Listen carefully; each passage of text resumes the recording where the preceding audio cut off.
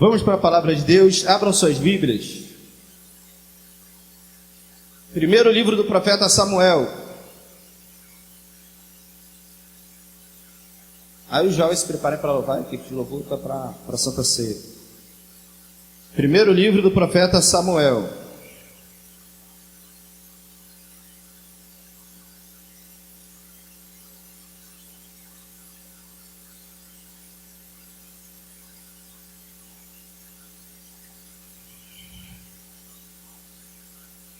Capítulo 30.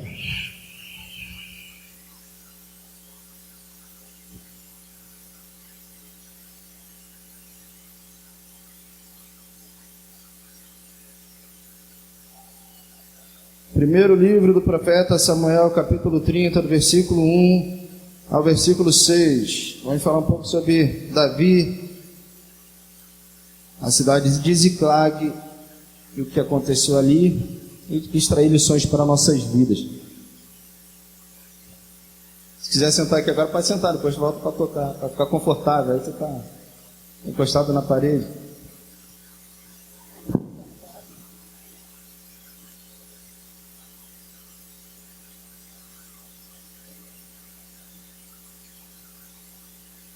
Na hora da Santa Ceia eu coloco para ficar bem apresentável para a Santa Ceia. Abriram aí, irmãos? Eu vou estar lendo nessa versão aqui mesmo, a revista corrigida, só que a minha é de 97, essa daqui é de 2009, a versão de 2009, amém?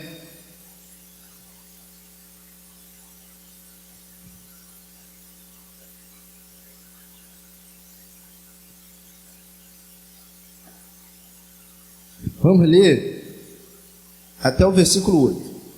Sucedeu, pois que, chegando Davi e os seus homens ao terceiro dia a Ziclag, já os amalequitas com ímpeto tinham dado sobre o sul e sobre Ziclag, e tinham ferido a Ziclag e a tinham posto a fogo, e levaram cativas as mulheres que estavam nela, porém a ninguém mataram, nem pequenos nem grandes, tão somente os levaram consigo e foram pelo seu caminho. E Davi e seus homens vieram à cidade, eis que estava queimada a fogo, e suas mulheres, seus filhos e suas filhas eram levados cativos. Então Davi e o povo que se achava com ele alçaram a sua voz e choraram, até que neles não houve mais força para chorar. Também as duas mulheres de Davi foram levadas cativas, Ainoã, a Jezreelita, e Abigail, a mulher de Nabal, o Carmelita. E Davi muito se angustiou, porque o povo falava de apedrejá-lo, porque o ânimo de todo o povo estava em amargura, cada um por causa dos seus filhos e das suas filhas. Todavia, Davi se esforçou no Senhor, seu Deus. E disse Davi a Abiatar, o sacerdote, filho de Ameleque: traze-me, peço-te aqui o éfode. E Abiatar trouxe o éfode a Davi. Então consultou Davi ao Senhor, dizendo: perseguirei eu a esta tropa, alcançá-la-ei? E o Senhor lhe disse: persegue-a, porque de certo a alcançarás, e tudo libertarás. Aleluia, glória a Deus. Louvado seja Deus poderoso. Santo é teu nome, Pai. Bendito Deus e eterno Pai. Pai de nosso Senhor e Salvador Jesus Cristo, obrigado, Senhor, pela tua palavra. Pedimos a ti, o eterno, em nome de Jesus, que o Senhor perdoe nossos pecados. Pedimos a ti, o eterno, em nome de Jesus, que o Senhor venha nos ensinar a tua palavra, nos dar as tuas revelações, que o Senhor venha falar conosco. Pedimos, ó Pai, que o Senhor já venha bloquear toda a tua ação maligna contra este culto, contra a tua palavra, Senhor, ó, para nos impedir de recebermos a tua palavra. Joga por terra, Senhor Deus, todo o mal. Oh Senhor, vem sobre nós com o teu poder, com a tua glória. Senhor, sopra a tua nuvem de glória aqui neste lugar. Envolve este lugar na tua presença, no teu fogo, na tua glória, Pai amado. Assim oramos, ó Pai, em nome de Jesus. Amém, Senhor Deus. Amém. Aleluia. Irmãos,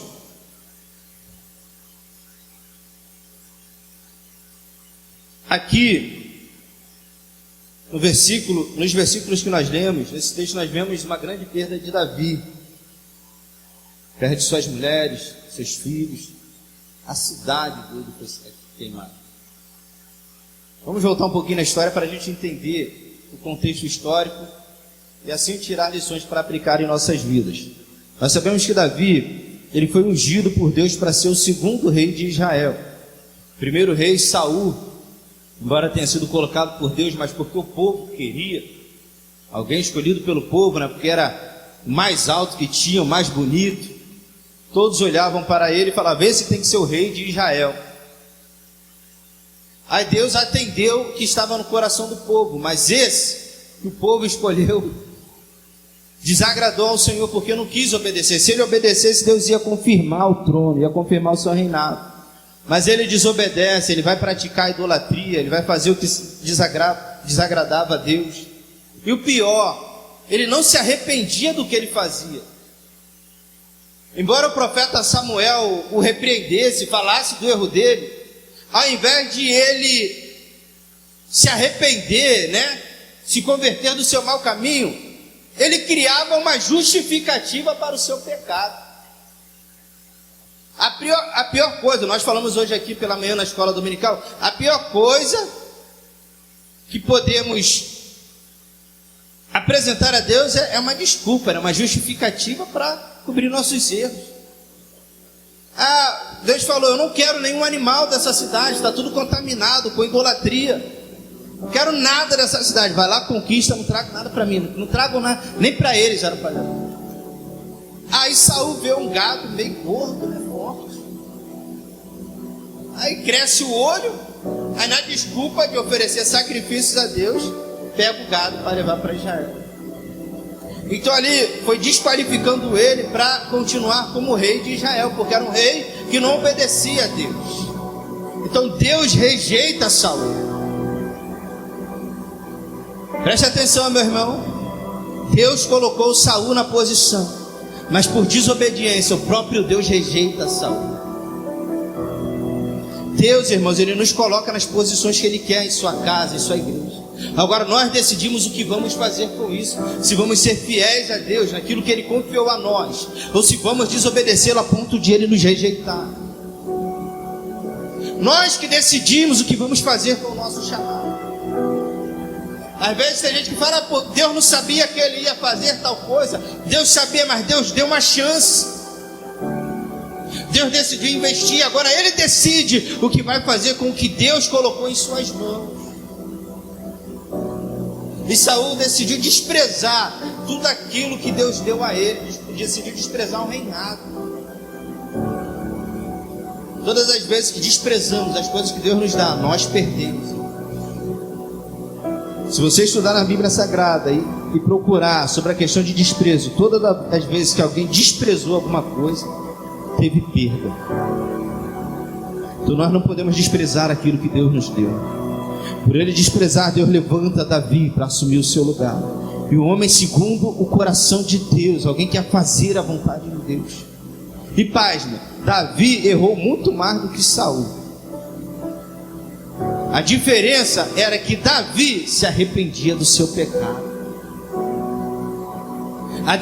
A diferença é que quando Deus corrigia Davi se prostrava no chão e pedia perdão. Ele não criava uma desculpa, ele não criava uma justificativa, falar: mas a carne é fraca, né? Batseba, pegou Batseba. Ele podia falar: mas ela estava tomando banho, chamando minha atenção. Eu estava no momento de fraqueza. Ele poderia criar várias justificativas para o pecado dele, mas ele falou: não, eu pequei. Ele vai orar ao Senhor: eu pequei. E ele vai falar: não retires de mim o teu espírito, dá-me a alegria da salvação. A diferença de Davi é que ele se quebrantava diante de Deus quando ele era chamado a atenção, quando ele era corrigido, ele entendia o seu erro. É assim que temos que ser diante de Deus, irmãos. Se o Senhor nos chama a atenção, se o Senhor nos corrige, que nos chegamos até Ele com o coração quebrantado e clamemos a Ele por misericórdia e peçamos a Ele o seu perdão. É isso que o Senhor espera de nós, porque Ele sabe que nós somos seres humanos e estamos sujeitos a falhar. Mas a questão não é falhar, a questão é permanecer na falha. Que é isso que Deus não quer para nós. Ele quer que nos voltemos para Ele com o coração quebrantado, porque Ele sempre está disposto a nos dar mais uma chance. Uma das frases que você vai encontrar na Bíblia Sagrada repetidas vezes é essa: o Senhor estava com o braço estendido. Vai falar sobre o braço estendido de Deus. Ele sempre está com o braço estendido para nós. Aleluia, glória a Deus. Ele sempre está com o braço estendido para nós, para nos dar mais uma chance, para nos levar, nos levantar, não é isso? Aleluia, glória a Deus. Quando Pedro vacila ali na água, vacila na fé, a onda ficou brava, ele ficou com medo, começou a afundar, ele fala: socorre-me. Ele pede socorro ao Senhor Jesus. Jesus está lá com o braço estendido. Vem, Pedro, eu estendo os braços, pega as mãos, agora vem caminhar comigo, eu ando contigo sobre as águas. Aleluia, glória a Deus. É o braço estendido de Deus para nós, sempre para nos dar mais uma chance. Foi por isso que Deus se agradou de Davi, se tornou um dos maiores reis de Israel, o maior rei de Israel, porque tinha coração quebrantado diante de Deus. O Senhor levanta para ser rei de Israel, unge ele para ser rei de Israel, coloca ele para trabalhar no palácio de Saul, para servir a Saul, mas para aprender a ser rei também, e dá uma chance a ele, uma oportunidade de ter o nome dele no meio dos grandes, fazer com que o nome dele ecoasse dentro de Israel, como alguém que venceu um gigante, que derrotou um gigante. Ele vai vencer o gigante Golias, como nós sabemos, mas a partir desse momento que ele vence o gigante, ele se torna conhecido, um grande guerreiro, mas também passa a ser perseguido, porque infelizmente aquelas mulheres, vai entrar na cidade e vai falar: Saul matou seus milhares e Davi seus 10 milhares. Tem gente que não segura a língua, fala demais e ainda coloca outra pessoa no vento, né, mano? O crente tem que aprender a segurar a língua, né? Irmão, porque acaba colocando outras pessoas no vento por não se conter. Aí Davi agora entra no vento por causa daquelas mulheres que falaram demais, porque isso gera um ciúme em Saul, e agora Saul está todo o tempo tentando matar Davi, o ungido de Deus, e perseguindo Davi. Ele colocou todo o exército de Israel à procura de Davi. Não existia outra ocupação para o exército de Israel a não ser caçar Davi. Aquilo dominou a mente dele. Ele queria matar o homem de Deus. E Davi, respeitando a autoridade que estava sobre Saul, nunca atacou Saul, porque foi alguém colocado por Deus também. Se ele tivesse que ser tirado, se fosse tirado pelo próprio Deus. Nessa perseguição, a ideia que Davi tem é: eu vou fugir para o meio dos filisteus. Lá Saul não vai me perseguir, porque os filisteus eram inimigos de Israel. É aquela máxima, né? O inimigo do meu inimigo é meu amigo. E ele vai se aliar aos filisteus. Vai até um dos reis, o príncipe dos filisteus, porque tinham vários, e pede abrigo ali, asilo político, e passa a habitar ali. Só que ele viu que não era bom que ele ficasse na cidade real, e falou: me dá uma cidade no interior, para que eu possa ficar lá com a minha família, com meus soldados. E o rei deu essa cidade a Davi, Ziclag, e lá ele foi habitar com sua família e com seu exército, e ali ficava servindo aquele rei também. Em algumas batalhas que o rei mandava, às vezes mandava atacar Israel, ele fingia que atacava outro lugar, é isso? Porque também ele amava o povo dele. Mas teve uma vez que os filisteus se juntaram para ir contra Israel, e Davi pega os seus homens, seus 600 homens, seu exército, e vai também para a guerra contra Israel. Estava na retaguarda. Os príncipes de Israel vê os príncipes dos filisteus vê Davi indo com eles ficam com medo. Eles falam: não há outro meio de Davi se reconciliar com o rei de Israel se não for entregando as nossas cabeças a ele. Aí ficaram com medo de Davi, e falou para o rei que tinha dado abrigo a Davi: manda ele voltar com o seu exército, manda voltar, porque ele não vai para a guerra conosco. Aí o rei: não, ele é homem de confiança, tem me servido fielmente. Tentou proteger Davi ainda, mas os príncipes eram em maior quantidade. Falou: pode mandar voltar. E nisso que Davi volta para Ziclag, Demorou cerca de 3 dias para ele voltar ali para a cidade. Quando ele está chegando perto de Ziclag, de repente ele vê a fumaça subindo. Imagina o desespero agora no coração de Davi, nos corações do seu exército. Está olhando para a cidade deles, está tudo pegando fogo, cheio de fumaça. Corre para ver o que está acontecendo. Chega na cidade e não tem ninguém.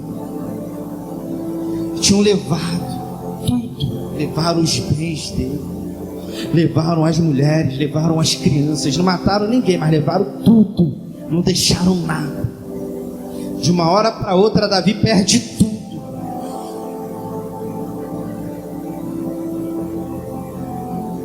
E além de perder tudo o que tinha, a sua família, seus bens, ainda estava correndo o risco de perder a sua vida, porque aqueles homens, eles colocaram a culpa nele, já estava a ponto de apedrejá-lo, iam matar Davi, porque estavam falando que a culpa era dele. Imagine agora o desespero em Davi.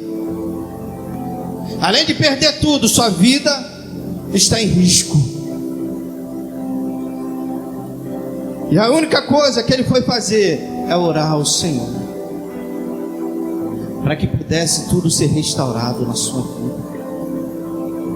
Então, irmãos, essa história de Davi com relação a Ziclag, o que aconteceu à sua família ali, fala conosco sobre as perdas que nós passamos em nossas vidas.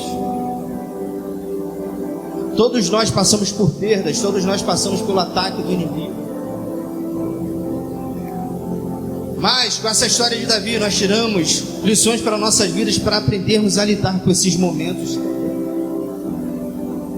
E como isso pode ser revertido, como pode ser restaurado, como as coisas podem mudar e terminar bem.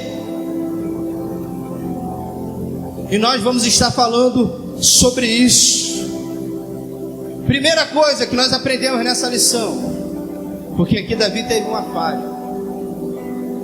Primeiro ponto que nós temos que aprender é que nós precisamos viver uma vida de vigilância. Porque embora Davi fosse um excelente guerreiro, um homem de Deus, chamado por Deus, ungido por Deus, ele não vigiou. Porque o que ele faz? Para poder agradar o rei dos filisteus, ele pega todo o seu exército e tira da cidade e leva para a guerra. O certo é, deixa uma parte cuidando do povo, cuidando dos seus bens, e vai com outra parte. Ele leva todos os guerreiros para a guerra, a cidade fica desprotegida. Então faltou vigilância ali de Davi. E se você estudar sobre os amalequitas que atacaram a cidade de Ziclag, você vai entender que os amalequitas só atacavam pelas costas. Eles eram covardes, eles esperavam um momento de fraqueza, um momento de falta de vigilância, então eles entravam, eles não encaravam de frente, mano. Eles procuravam as brechas, os momentos de fraqueza, de fragilidade, de vulnerabilidade. Aí entrava para atacar os seus inimigos. E eles acharam um momento de vulnerabilidade na cidade de Ziclag para poder atacar, porque o exército não estava protegendo aquela cidade. Você já começa a aprender com Deus hoje aqui neste lugar, irmãos. Porque os amalequitas aqui representam o inimigo de nossas almas. Presta atenção, o inimigo muitas vezes não ataca de frente, ele vai atacar no momento que nós não estamos vigiando.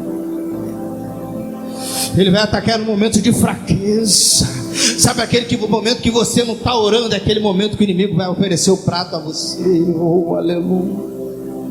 Eu já começo a sentir a presença de Deus aqui neste lugar, porque Deus está falando aqui, irmãos. Ele está nos chamando a vivermos uma vida de vigilância. Oh, meu Deus Todo-Poderoso, Ele aproveita o seu momento de fraqueza para te atacar, crente. Então é preciso colocar vigilância em dia. Oh, aleluia. É no seu momento de fraqueza que Ele vai apresentar aquilo que é a sua tentação. Se tem algo que o inimigo tem, que falta muitos crentes, é a paciência. E ele é paciente, mano. Ele espera o momento certo. Uma hora ela vai parar de ler a Bíblia. Uma hora vai diminuir o jejum. Uma hora vai diminuir o período de oração. Aleluia. Uma hora vai estar com raiva de Deus e do mundo. É nessa hora que ele se apresenta. Ele fez assim com o nosso Senhor Jesus. Ele esperou o momento de fraqueza de Jesus para tentar Jesus. no momento de fome que Jesus estava passando, 40 dias e 40 noites de jejum, ele vai lá e se apresenta: se tu é o Filho de Deus, transforma essas pedras em pão. Era só Jesus falar: vire pão. Nem precisava nem falar, era só estalar o dedo e virar. Mas ele não ia fazer a vontade do diabo. Ele tinha que permanecer fiel ao seu Deus, ao seu propósito. Ele não tinha que se curvar ao diabo. Está entendendo, irmão? Por isso que precisamos viver uma vida de vigilância, fechar as brechas, para que o inimigo não entre em nossas vidas. Oh, aleluia, glória a Deus. Ele foi para a guerra, mas deixou a casa desprotegida, a cidade desprotegida. Às vezes, irmão, nós estamos envolvidos com a obra de Deus, atacando o inimigo. O inimigo está atacando lá no nosso lar e nós nem estamos vendo. É preciso ter uma vida de vigilância, crente. Às vezes tu está na obra, está fazendo a obra de Deus, o inimigo está entrando lá na tua casa através da internet, através da televisão, através de amizades dos seus filhos lá, e você nem está vendo, e Deus está chamando para um tempo de vigilância.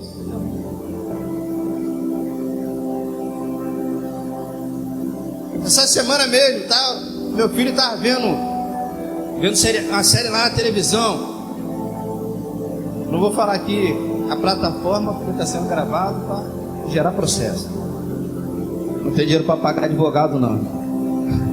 Aí ele está vendo lá a série. Quando eu vi o título da série, 7 pecados capitais. Rapaz, esse negócio, sabe quando mexe com a tua mente, você vê que não tem nada, algo bom? 7 pecados capitais. Quem já estudou sobre 7 pecados capitais? Um dos pecados capitais qual é? A luxúria. Já ouviram falar isso? O que é a luxúria? Muitos confundem luxúria com luxo. Luxúria não é luxo. Luxúria é sensualidade. Quando eu vou falar sobre isso, vai dar. Vai. Aí eu tô lá, né? Ele pensa que eu não estava vendo, mas eu estava vendo. Aí eu tô vendo as cenas passando. Aí daqui a pouco começa a passar menina seminua nas coisas, roupa curtinha, roupas sensuais, tudo. Eu falei, esse negócio vai dar ruim. E outra, aí eu fui, né, para ter mais base ainda, eu fui estudar sobre essa série. O ator principal da série é um taradinho. É um taradinho mesmo.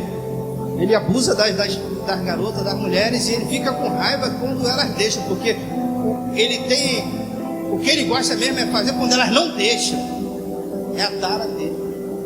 Mas, Barbie, é algo que chama a atenção de criança e adolescente, porque é em desenho animado. Então é algo que é em desenho animado, chama a atenção da criança e do adolescente para ver, mas é algo que vai ensinar algo ruim aos nossos filhos. Pode parecer inofensivo, mas não é, porque se você estudar sobre essa questão de sensualidade, algo até que eu falei com meus filhos sobre pornografia, a pornografia ela tem o mesmo efeito no cérebro do que uma droga. Mesma coisa, para causar dependência, para destruir o cérebro. Então nós temos que tomar cuidado com isso. Então eu vi que aquilo ia levar meu filho para um caminho ruim. Então eu chamei ele, conversei, expliquei a ele a situação e falei, ó, pode parar de ver. Eu não gosto de proibir as coisas não, mas isso eu falei, pode parar de ver, isso você não vê mais. Porque isso vai entrando, mano, vai minando, daqui a pouco vai gerando vício nessas coisas. E para se libertar disso é muito difícil. Então nós que estamos fazendo a obra de Deus, o inimigo ataca lá dentro da casa.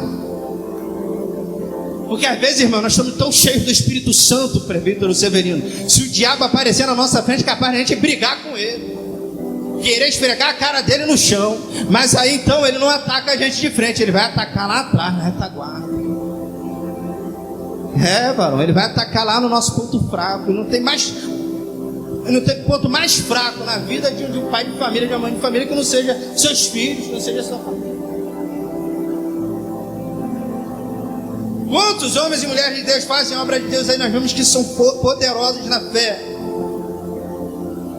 Mas o inimigo atacou o filho, a filha está lá nas drogas, o filho está nas drogas, na prostituição. Coisa terrível, irmão. Velho dia de final de semana ali no complexo penitenciário de Bambu, quem passa ali na frente, várias mulheres de Deus. Já apareceu isso aqui, visitando os lados. O inimigo ataca onde nós não esperamos, nós não vigiamos. Esse nem era o foco da mensagem, não, mas Deus está falando aqui neste lugar, não está? Oh, aleluia, glória a Deus. O que Faraó falou para Moisés? Quando Moisés pediu para adorar a Deus no deserto: pode adorar a Deus, pode adorar, vai adorar o Deus de vocês lá no deserto, mas só deixa quem que ele falou para deixar? As mulheres e as crianças. Podem sair para adorar a Deus, mas deixa as mulheres e as crianças aqui. Vai adorar a Deus, mas a mulher e a criança fica no cativeiro. Vai adorar a Deus, vai lá, oferece sacrifício, mas a mulher e as crianças ficam aqui aprisionadas.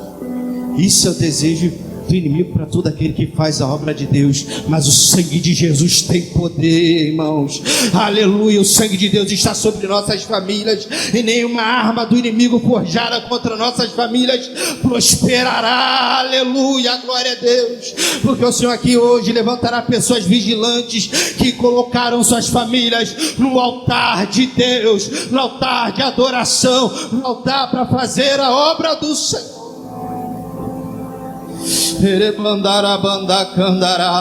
Ah, meu Deus Todo-Poderoso, eu faço a obra de Deus, mas quando eu oro pela minha família, irmãos, eu falo: coloca meus filhos no teu altar, Senhor, que sejam do teu altar, que façam a tua obra, que sejam pregadores da tua palavra. Eu cubro eles com a oração, já fala: afasta mais companhia. Eita, meu Deus, corta os laços. E assim, irmão, nós temos que colocar a nossa família debaixo da proteção de Deus, e sempre com vigilância.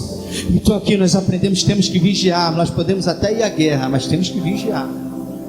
Tem que deixar a cidade protegida, né, varão? Tem que deixar a família protegida. Nós aprendemos aqui, irmãos, que podemos passar por perdas e que podemos chorar por elas. Podemos viver momentos de luto. Isso é natural do ser humano, isso não pode ser impedido a ninguém. Ninguém pode falar para você, dizer: não chore por causa disso, não viva esse luto. Isso é natural do ser humano, nós passamos por isso. Mas nós aprendemos aqui que isso não pode ser eterno em nossas vidas. Você passou por uma perda, você chorou por causa dessa perda, sim, mas esse luto, esse sofrimento não tem que ser eterno, uma hora isso tem que acabar. Nós lemos aqui que eles choraram até não ter mais forças para chorar. Quantos de nós aqui já passamos por isso? Chorar até não ter mais forças para chorar. Não sair mais lágrimas por causa da dor, por causa do sofrimento.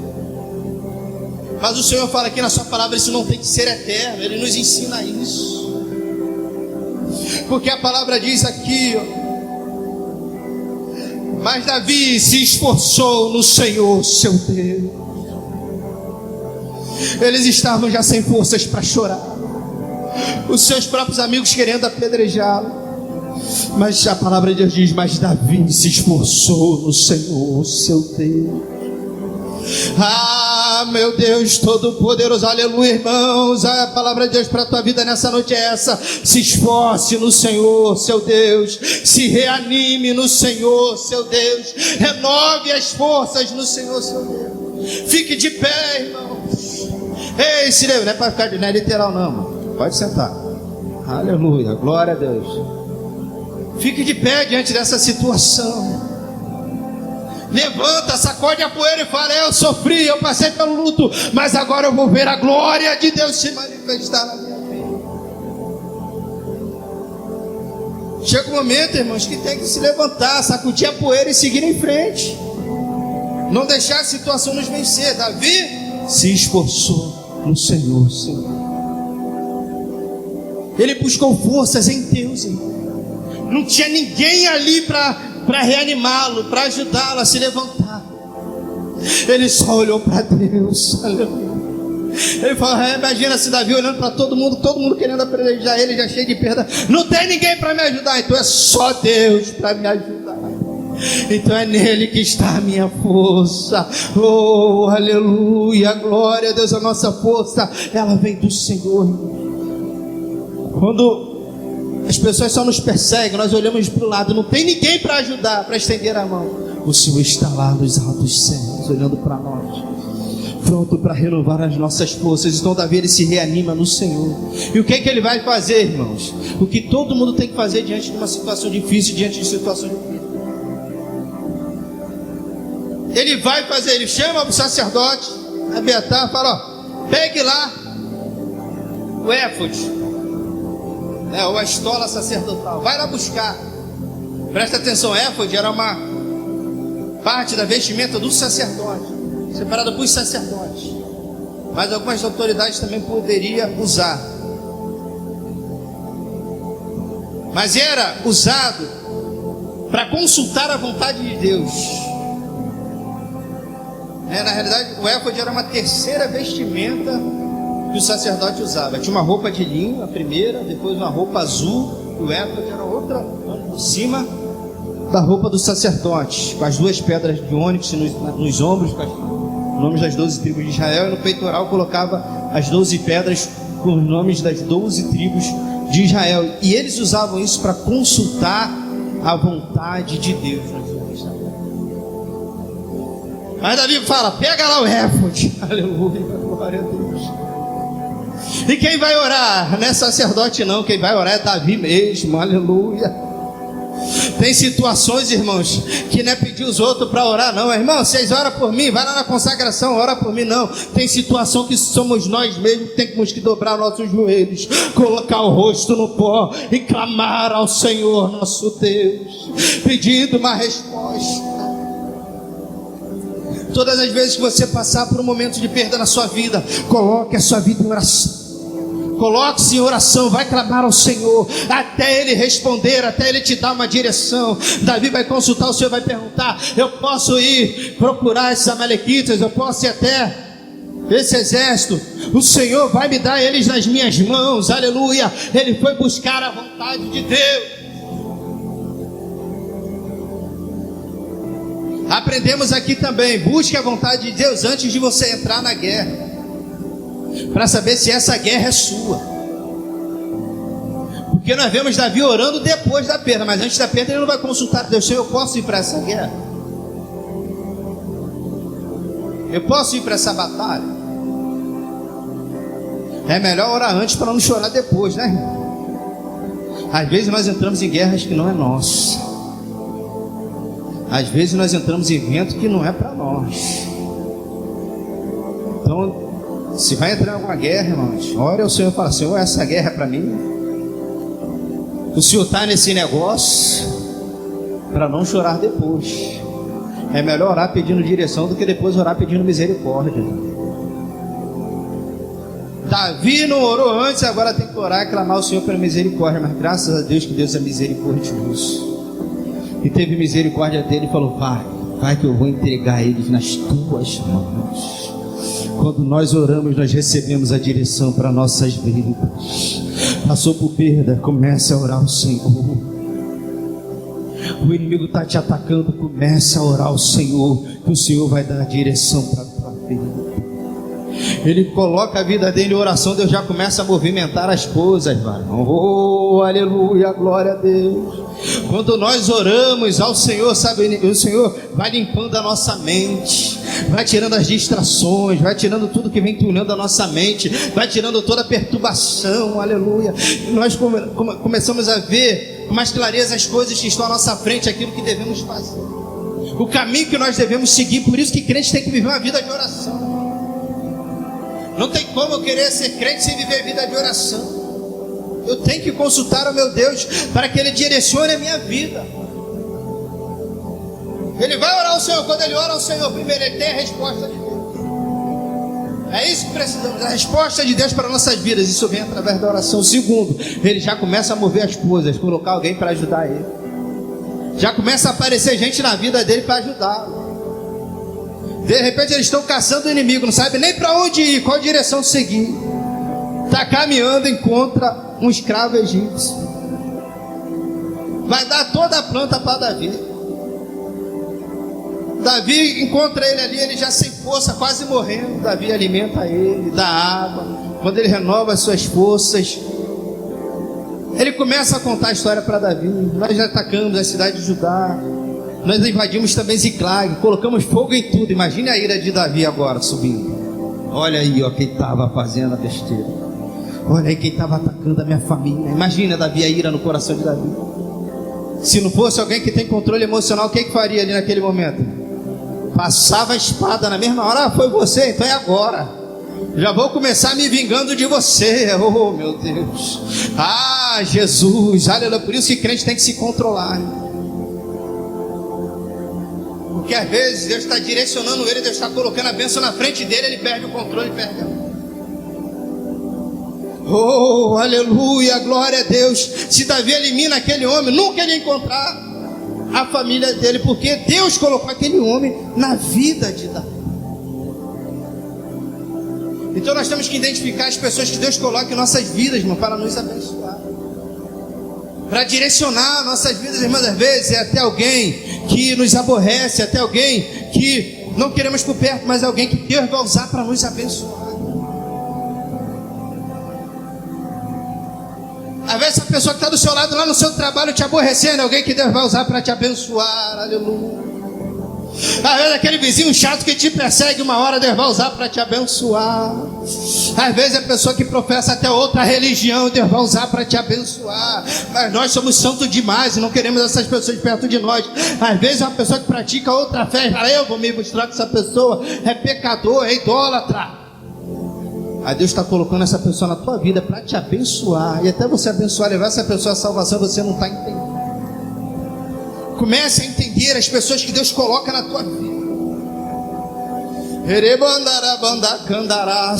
Oh, meu Deus poderoso. Às vezes Deus coloca até para te moldar, meus irmãos. Entenda o que Deus está fazendo. Irmão, quando eu me formei, passei na prova da ordem, eu não sabia nem o que fazer, nem para onde ir. Não tinha lugar nenhum para trabalhar. Eu sabia disso. Mas Deus usou pessoas que nem crentes são para poder me abençoar, abrir a porta de escritório para mim, me ensinar a trabalhar, ensinar o caminho, mostrar o caminho das pedras, fazer parceria. E outra, é pessoa que ninguém quer por perto, os crentes não querem por perto, porque é maçom. Mas Deus usou essa pessoa para me abençoar, abriu a porta do escritório para mim, me deu todo o suporte necessário para que eu pudesse estar caminhando na minha vida profissional, e até hoje tenho parceria com eles. Nunca me chamaram para ser maçom, porque me respeitam como evangélico, me respeitam como pastor de igreja. Mas Deus colocou eles no meu caminho para me abençoar. Fizeram por mim o que muitos crentes não fazem.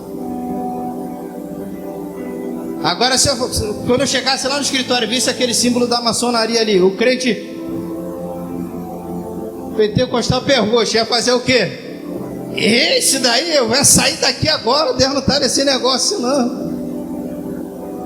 Mas a gente tem que entender quem Deus está usando para nos abençoar.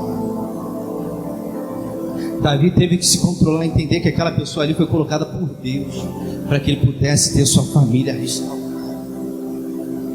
Aí Davi fala: me mostra onde eles estão. Aí o homem faz uma coisa: mas você não vai me matar.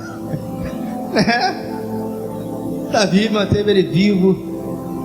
O homem deu direção a Davi. Davi foi e encontrou os amalequitas, guerreou contra eles. Deus cumpriu a promessa, deu vitória, e Davi teve a sua família restaurada. Davi orou para restaurar a sua família. Davi foi em frente, teve atitude, guerreou pela sua família e teve sua família restaurada. E depois disso, Davi se tornou muito mais rico do que era, porque eles não só tinham atacado a cidade de Ziclag, atacaram várias outras cidades, estavam com riquezas de várias cidades.